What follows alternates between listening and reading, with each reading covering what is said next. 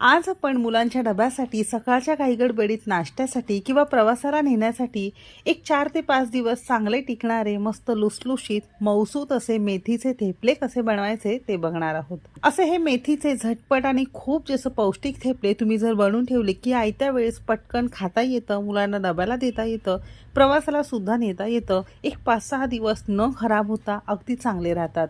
Recipe नेहमीप्रमाणे भरपूर टिप्ससह तुमच्यासोबत मी शेअर केलेली आहे, म्हणून ती अगदी शेवटपर्यंत नक्की पहा. सगळ्यांना एक निवेदन आहे, तुम्हाला जर माझ्या रेसिपीज बघायला आवडत असतील तर कुकिंग तिकीट मराठी चॅनेलला सबस्क्राईब करा आणि बाजूची बेल घंटा नक्की क्लिक करा. सबस्क्राईब शेजारी जी बेल घंटा क्लिक केल्याने काय होतं माहिती आहे का, प्रत्येक दिवशी जी रेसिपी मी अपलोड करते त्याची नोटिफिकेशन सगळ्यात पहिल्यांदा तुमच्या मोबाईलवर येते आणि माझे सगळ्या रेसिपी सगळ्यात पहिल्यांदा तुम्हाला पाहता येतात. चला तर मग वेळ न घालवता रेसिपीला सुरुवात करूया.